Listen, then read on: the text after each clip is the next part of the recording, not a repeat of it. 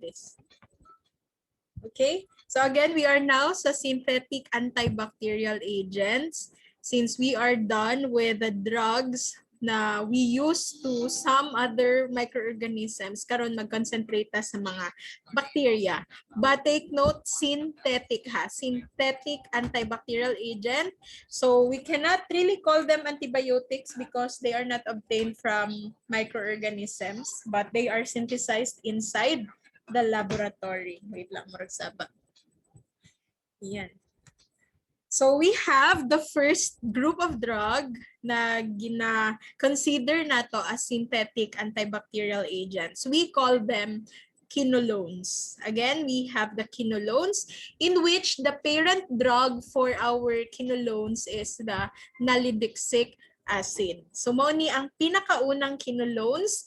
The existing na mga quinolones nato are structured, are patterned ang ilahang structure from the nalidixic acid. So when nalidixic acid was discovered, it was first used as a treatment for UTI, urinary tract infection. And for the SAR sa ato ang quinolones, when you say SAR, it's ano class? Structure activity relationship. So ang nasa structure sa mga quinolones that is most likely responsible for its antibacterial activity is this one. The 1,4-dihydro 4-oxo-3-pyridine carboxylic acid. Again, that's the part of the structure sa mga quinolones nato that is responsible for its antibacterial activity. So this is how the 1,4-dihydro 4-oxo-3-pyridine carboxylic acid looks like. Mao ni siya ang moiety. But actually, the most common quinolones are ano na sila, they have fluorine in their structure. Thus, we call them now fluoroquinolones. So again, in this part of their structure of the moiety na ay giad na fluorine. Okay? So mo na nga gitawag na siya og fluoroquinolones. The R there is any functional group that will distinguish one fluoroquinolone from the other. So depende kung unsang nakabutang din ha sa R na functional group mo na mo distinguish sa lahi-lahi nato na fluoroquinolones. Questions? Wala? So, as pharmacist, what are the things that you need to know about our fluoroquinolones? Class, pag nagainom ang patient og fluoroquinolones, dili dapat siya isabay with sucralfate. Sucralfate is an antacid. So sucralfate antacid na siya.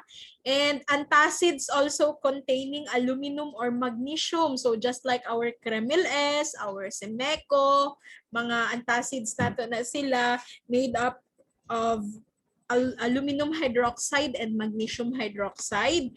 And other dietary supplements containing metals like iron or zinc. Okay?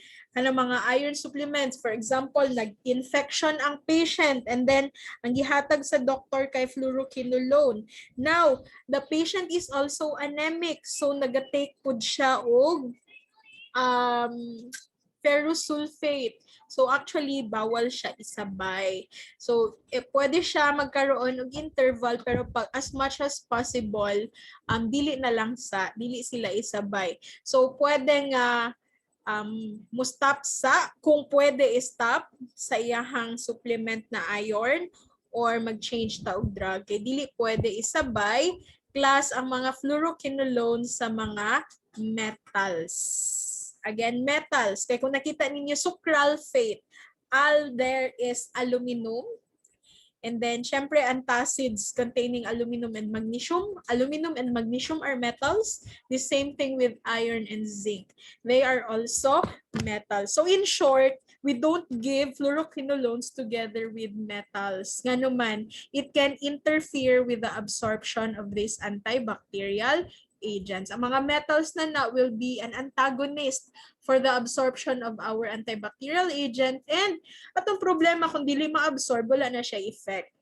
Therefore, we cannot treat the infection. So, ngano maka-interfere man ang metals? Because fluoroquinolones are actually chelating agent. Pag maingon kag chelating agent class, mura na siya og magnet nga pag naay metal, it will form an intermediate compound with the metal. Mo-bind siya with the metal. But ang fluoroquinolone, pag mo-bind na siya sa metal, mawala ang iyahang effect. Dili na siya ma-absorb. So sa sunod ha, dili lang na siya nga kanang supplement sa pati gatas class. Dili pwede isabay with this antibacterial agent. Kaya naabay ay uban no nga pag moinom sila og tambal, imbis na water ang ilahang inumon para swallow ang tambal, usahay juice, usahay gatas, pero class pag fluoroquinolones ang ginainom dili pwede kay unsa man ang naa sa gatas, diba daghan og klaseng metals ang naa sa gatas, na ay calcium, pwede pod na ay iron, so maka-interfere to karon sa absorption sa ato ang antibacterial agent. Yeah, oo. Kasi there are cosmetics na nagabutang sila og antibacterial agent sa ilahang product, sa mga cosmetics. Now, ano magud siya class? Pag cosmetics manggod, cosmetics lang gid na siya. It's made to like pampagwapa, pampa-enhance sa colors sa imong skin, pampa-enhance sa appearance, or panglimpyo lang siya like sa imuhang buhok. Ana lang dapat ang cosmetics, wala dapat siya yung mga pharmacological na mga activity. Now, pagbutangan nila fluoroquinolones, it's already a drug, not a cosmetic. And then, kapag dili man good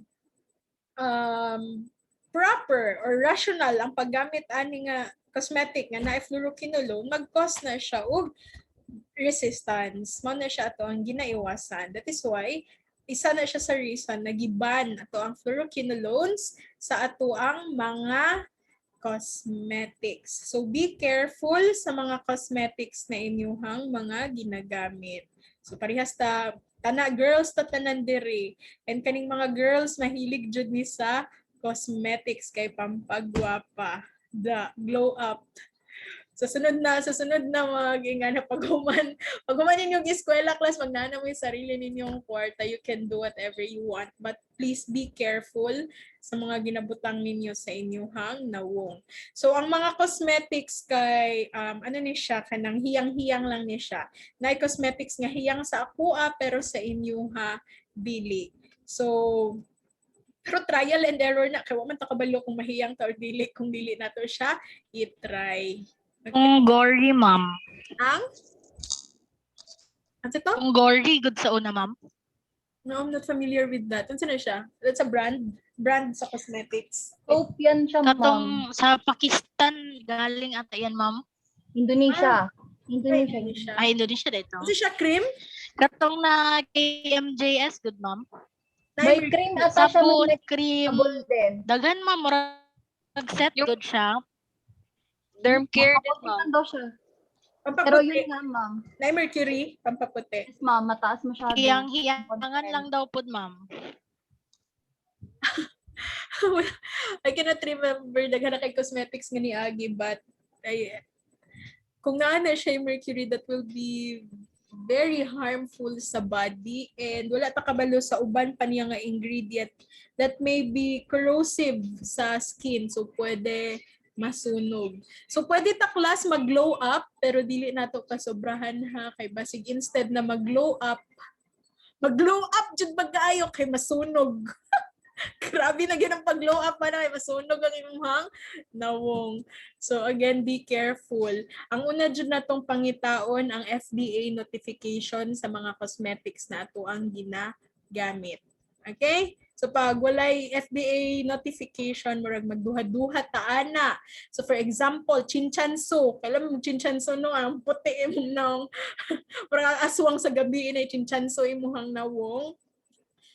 Si chinchanso class wala na siya FDA notification. So dili dapat na siya ginabaligya diri sa Philippines. Mag-glow up pero 6 feet. Very good, ma'am. Sa mukha. Nag-gory, mama na. Si Gory. Ayun sa. Wala ko kitaan na Ari. anak class. Pero sige, I'll be, mag-research ko. Ay nga na. Ayun na. Gory. Ah, okay. So nga na yan, no? I've never seen that one. Pero have you used it? Nakagamit mo, Gory?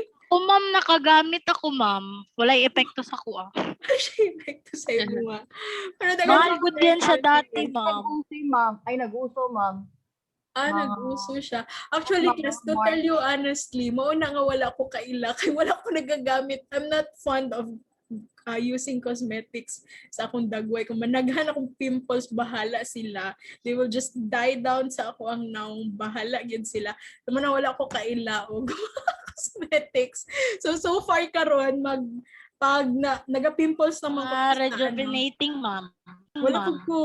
wala sad ko mahadlo ko actually kasi basig di ba mag-peel off ang imuhang skin, maano man good manipis ang imuhang panit sa skin, and then dali na siya masunog, especially magpainit-init ka permi unya kay Jensan ang Jensan ra ba kay duol sa sun, so basig masunog mo na wala ko ginabutang sa akong nawong kay mamula dayon. Nagaano lang jud ko nagawash. Talagang kojic, ma'am.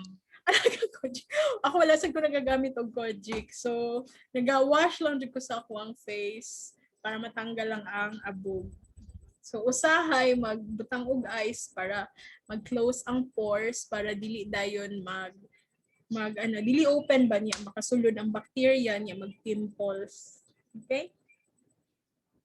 Brilliant skin. So, ayo kayong sige.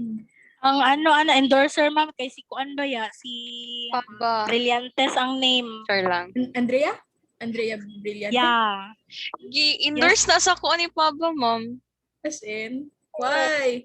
Class di pa ninyo siya need karon, estudyante pa mo, mahagard yun mo kay pirmi mo walay tulog. Ma'am, di ba ang FDA mo na bawal daw ang hydroquinone o tretinoin sa Retinoin. oo, sa Brilliant Skin na ingredient. Nga naman, ma'am, na pwede man na, di ba? Isotretinoin is a teratogenic. So, pag ang babae mo gamit na buntis, may effect siya. Bisag sa nawong lang nimo siya gibutang, magkaroon siya effect sa fetus. So, that's one. So, Pero ano giban siya, ma'am? Ano? Ay, sorry? Ano siya giban, ma'am? Na, pwede man siguro na bawal lang siya sa perbuntis. Kana lang kasi there will be cases na dili biya ang babae ra ba kay dili biya dayon makabalo no nga buntis siya. So after a month or pila ka. Ano cause sa buntis nun, ma'am? Ansa? Ano cause niya sa buntis?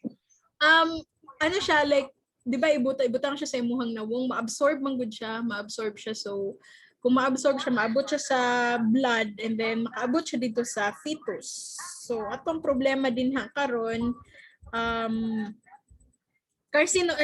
teratogenic siya. When you say teratogenic, mao na siya ang kanang pwede pag anak sa fetus kay kulang iyang tudlo, mga ingana na mga cases, or kulang iyahang kamot, kulang ang iyahang tiil. Kung dili jud mahulog or dili mamatay ang fetus, pwede siya mabuhi. Pero naa siya yung mga disabilities pag anak.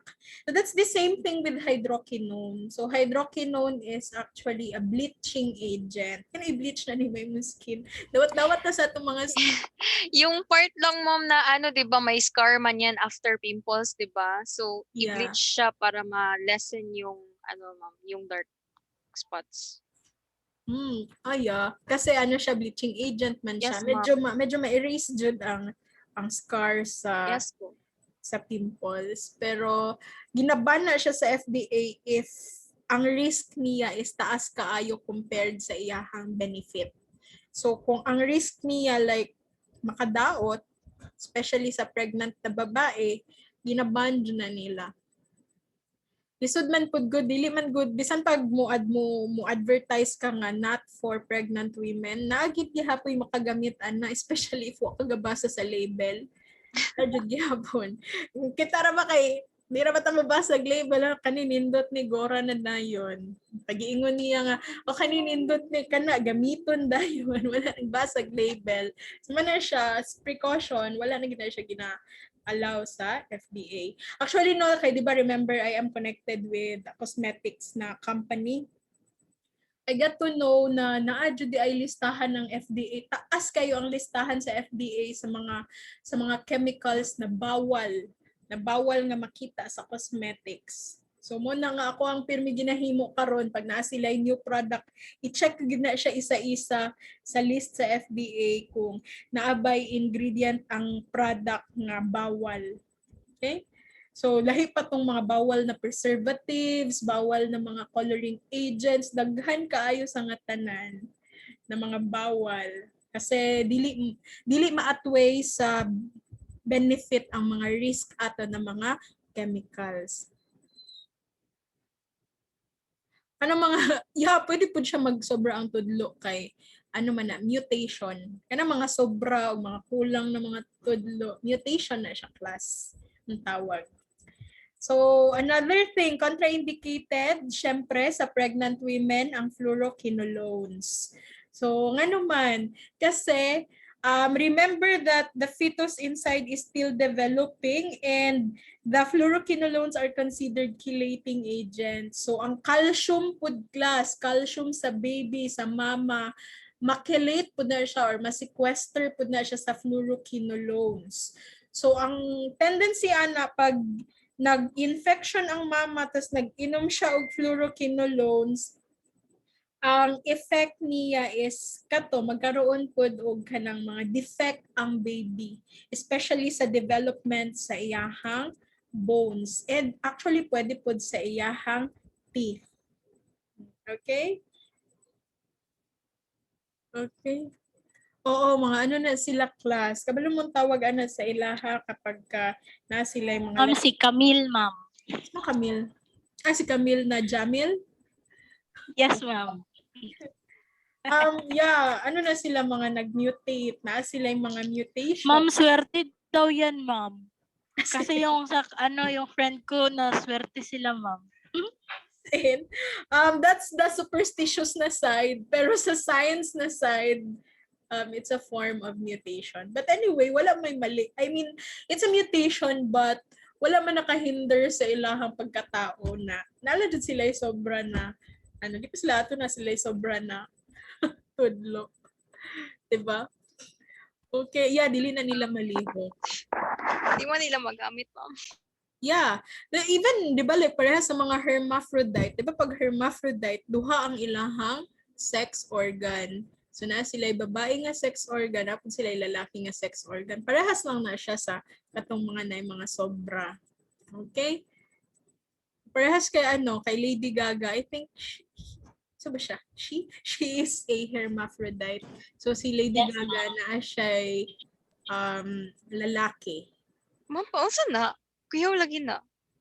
Pero their sex will be determined sa what is functional na reproductive organ and based sa ilahang chromosomes. So I think si Lady Gaga is really a female based sa iyahang organ nga nga naga-function. Nalang sila yung penis, lang. I don't know if ipatanggal niya ha. I don't know. Hindi siya bayot. Hermaphrodite siya. Dili bayot si Lady Gaga. Hermaphrodite siya. Na siya ay penis class. Pero napod siya ay vagina. Kaya mga mutated na mga human beings na sila. Pero wala man na nakahinder sa pagkatao nila, no? It doesn't magbuntis yan siya, ma'am. Magbuntis siya kay babae man siya. I mean, magbuntis niya sarili niya. No, dili functional lang iyahang. Dili functional lang iyahang penis. Dili niya mabuntis siya sarili kay babae siya. Wala siya nala siya penis pero wala nag-function. Lisuda pa na ng sarili. Ang mga animals lang ang able, blessed. Di ba na yung mga animals na yung Nemo, di ba, ma'am? Ganun, di ba? Oo. Okay. So, class, if you are asked, paano man kung nag-UTI ang buntis, you don't give them fluoroquinolones ha. Our drug of choice for UTIs sa mga babaeng buntis is penicillin, either penicillin or cephalosporin. Palihog ko butang sa inyong mind ana para dili ta maka-cause og damage sa fetus. Basig wala kabalo ang doktor, nakalimot ang doktor, mana ato ang gina-check, basig buntis ang babae, tes gitagaan og fluoroquinolone. So ila-ilahon nato ato ang mga fluoroquinolones. Pagbalik nimo ay Isabel, penis na ang istoryahan. So before ta mag-ila-ila sa atong mga fluoroquinolones, let's talk about their adverse effect. This is kanang makakos siya diarrhea, it's normal. Ang dili normal pag grabe na kay mong diarrhea ha. So mawala raman pud siya ang diarrhea. Hapdos man gud siya sa tiyan. And then nausea and vomiting, that's given for most of our drugs. Most of our drugs jud class pag mangutan na ka what's the adverse effect, nausea and vomiting. Pag nasubraan ka, makalipong jud, masig kag suka. There will be headache, dizziness, and take note of this. This will be toxic to the kidneys. We call that nephrotoxicity. Phototoxicity, dili dapat magpainit-init ani ang person taking fluoroquinolones. And crystalluria.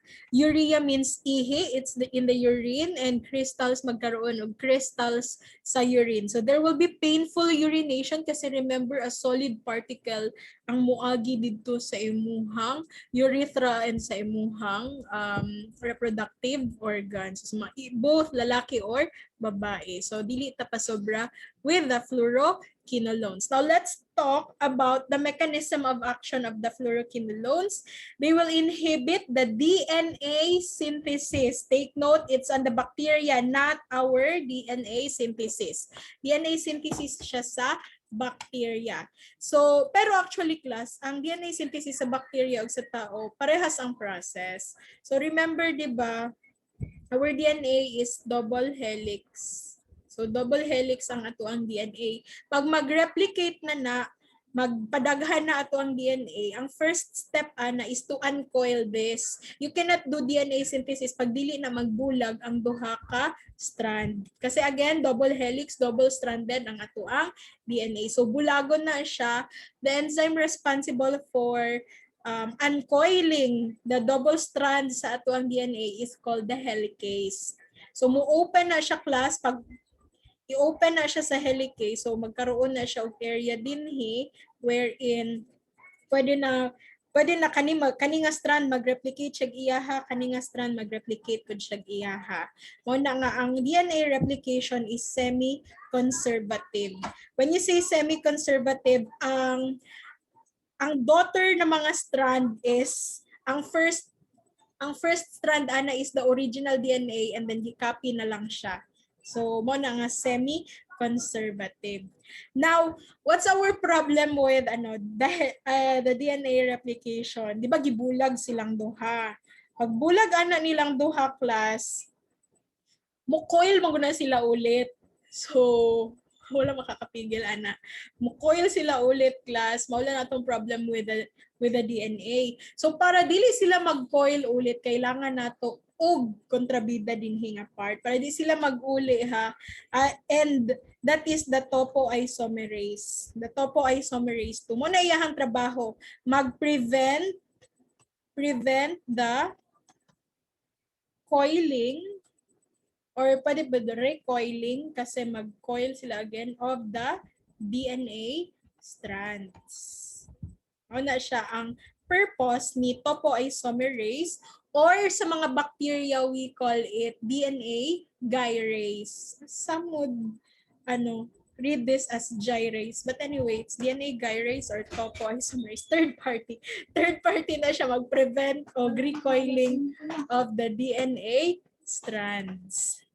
Now, for the fluoroquinolones class, that will be their target. They will inhibit the kontrabida. Inhibit na siya ang topoisomerase. So pag walay topoisomerase class, mubalik og coil ato ang DNA and there will be no DNA synthesis. So pag wala naka-DNA synthesis ang mga bacteria, kasi mahitabo, there will be no growth, there will no be division sa bacteria. Mao na ang trabaho sa atoang fluoroquinolone. So siya ang kontrabida sa kontrabidasan. Si DNA gyrase or si topoisomerase. Nakuha to? Questions sa mechanism of action? Wala? Wala? Sure na yun? Sige. So, a taste of your own medicine. So, pagpangutanon mo ha, paano naging antibacterial agent ang mga fluoroquinolones? Ang answer, they will inhibit the DNA gyrase or the topoisomerase 2, leading to the inhibition of the DNA synthesis. Kasi mag-recoil, mag-supercoil ulit ang mga DNA strands, wala na mahitabo na DNA synthesis. So again, the parent drug for all fluoroquinolones is the nalidixic acid. So we have a nalidixic acid in the market. The brand name is Negram. Negram ang tawag sa iya kasi nalidixic acid is intended to be used for gram-negative na mga infections. So for example, sa UTI, caused by a gram-negative bacteria. So, ginagamit siya dito. Muna yung brand name kay Negram. So, take note, it's a first generation quinolone. It's the parent drug sa mga quinolones na to. Dili ni siya fluoroquinolone ha. Quinolone lang siya. Wala siya fluorine sa iyahang structure. And then we have another drug, the sinoxacin. Nag-end ni siya sa oxacin ato ang mga fluoroquinolones. We have sinoxacin or the Sinovac in the market. The same ang iyahang activity with that of the nalidixic acid. Ang iyahang advantage lang is more on the pharmacokinetic profile, which is greater ang iyahang oral bioavailability. And then we have the norfloxacin. I don't know, class, if you are familiar with them. The brand name in the market of norfloxacin is the Noroxin. Unlike the nalidixic acid na ginagamit siya more on the gram-negative bacteria, kanig, the norfloxacin is a broad spectrum one. It can treat both gram-negative and gram-positive bacterial na infection.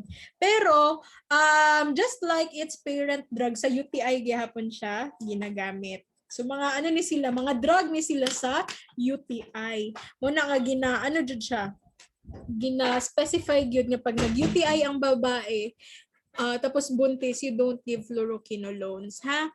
So unsa ang mga example sa mga bacteria nga naga-cause og UTI? Ang pinaka-common dira E. coli, labi na sa mga babae.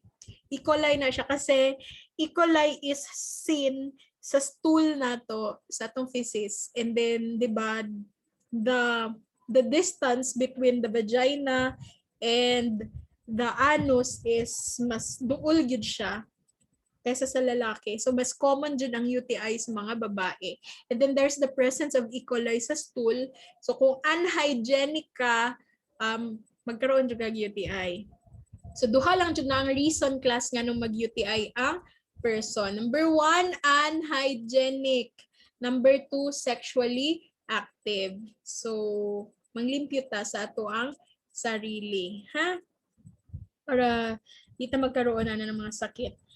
The causative agents are this one, but the reason is either unhygienic or sexually active. Coke, mga junk foods are not the reason why you have UTI. They can be triggering factors, but they are not the reason. Nakuha?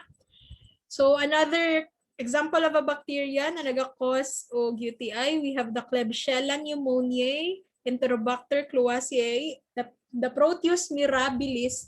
Si Proteus mirabilis is more on the sexually active na side. So, nag-cause na siya UTI pag sexually active ka. The indole positive Morganella morgani and the Pseudomonas aeruginosa, the staph aureus can even cause UTI. The staph epidermidis, actually the staph, mga staph aureus, staph epidermidis, and the staph saprophyticus, they can cause UTI. And the group D ng mga streptococcus or the streptococci. Wala sila ang mga examples sa naga-cause og UTI.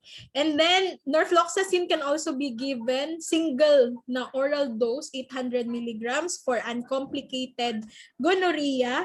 In layman's term, we call it tulo. So sa mga lalaki, literally na ay magtulo, it's a sexually transmitted disease caused by Neisseria gonorrhoeae. If it's uncomplicated pa, meaning wala pa nagkalat ang sakit, we just give one or a single oral dose of norfloxacin 800 milligrams. Okay? You can ask question. I still have 5 minutes. And then we have the enoxacin, the Penetrex. This is still given for UTI. So again, do not forget that our quinolones are most likely used for UTI and some sexually transmitted na mga sakit like gonorrhea. So pwede siya, this is approved for treatment sa uncomplicated. Pag uncomplicated pa gani ang gonorrhea class, that is not yet severe, wala pa siya nagkalat. Yeah, I heard that one. They use the buko for tulo kasi naapod siya, though it's not a drug, pero naay component ang buko na antibacterial. So muna siya nga ginagamit nila ang buko. So again, ginagamit si enoxacin for uncomplicated gonococcal urethritis and cancroid. Cancroid is another sexually transmitted disease caused by Haemophilus ducreyi. Lain ko siya naong. Dito siya sa organ, either sa babae or sa lalaki, tapos mag-cause siya ulceration dito. Magkaroon siya sa mud, nga lain siya nawong. We call it cancroid. Again, it's caused by Haemophilus ducreyi. So both gonococcal urethritis and cancroid are sexually transmitted disease. So single dose po si enoxacin for cancroid, it's 400 milligrams. So for ano lang na ha, for cancroid lang na. Pero actually enoxacin is a short nga acting na antibacterial agent. Thus ginagamit siya twice a day for UTI. And the most common and the most well-known na fluoroquinolone is the ciprofloxacin. I believe you are very familiar with ciprofloxacin. We have a lot of brands in the market and one of that is the Ciprobay. It's not Ciprobay ha. Ciprobay is muna siya ang basa sa mga Pilipino, Ciprobay. But Ciprobay is actually a product of Australia, I think. Basta mga British na sila, di ba? Ang mga British, they pronounce it every day to die. Di ba na sila mag-pronounce. So, ang Ciprobay food class, originally, that is pronounced as Ciprobay. Ha? Pero kay Pilipino man ta, basta katawan mo nga Ciprobay ang inyong pronunciation, ana. So, pwede na sad Ciprobay. Okay, so take note class na, take note of this kasi it's a board exam question. The most potent fluoroquinolone is the ciprofloxacin. That is why it's very well known. And take note, basta kabalita nga ciprofloxacin ng Ciprobay. Choco na. Okay, this is the drug of choice for bacterial gastroenteritis caused by gram-negative bacilli. So kanang mga nagagastroenteritis dira, gastritis or gastroenteritis caused by bacterial infection, especially if gram-negative bacteria siya, our drug of choice is ciprofloxacin. But aside from that, we can also use ciprofloxacin for other conditions like mga infections sa atong respiratory tract, like bronchitis or pneumonia. So especially if it's caused by gram-negative bacteria. So si ciprofloxacin is actually more on the gram-negative bacteria iyahang activity. So as a review class, please be familiar. I-research ninyo ulit or if you still have your slides kay Ma'am Eroy unsa tong mga gram-positive o gram-negative na bacteria na to, i-review ninyo ulit. para makabalo mo mao ni siya ang mga gram-negative bacteria and mao ni ang mga gram-positive. So pwede po siya for other infections like sa mga skin infections, soft tissues na mga infections, bones, and joints. I will just end here kasi it's 4:30 na. Take note of this, ciprofloxacin in combination with ceftriaxone. Ceftriaxone is an antibiotic. It's a cephalosporin. That is our drug of choice for tulo. Gonorrhea, the disseminated one, the severe one, kanang nagkalat na. Ang atong drug of choice is a combination of ciprofloxacin and ceftriaxone. Though we can also combine ciprofloxacin, single dose of ciprofloxacin plus doxycycline for gonococcal urethritis. So it's still gonorrhea, but it's more on the urethra. So there is inflammation of the urethra kay naa didto ang infection. We call it gonococcal urethritis. And ciprofloxacin, additional na information, it's an approved treatment for post-exposure of inhalational anthrax. So the causative agent of anthrax is Bacillus anthracis. It's a biological warfare. Ginagamit nila for warfare and terrorism. Kasi kapag like ibutang na nila sa mga envelope or something, I don't know if it's on the case ni Saddam Hussein nga gipadala ni nila sa ilahang kalaban gibutang sa envelope si Bacillus anthracis. Once ma-expose class, Bacillus anthracis is a flesh-eating bacteria. Mahurot ginang naong nimo if you have exposure sa anthrax. So ciprofloxacin is a drug for that. Okay, so there is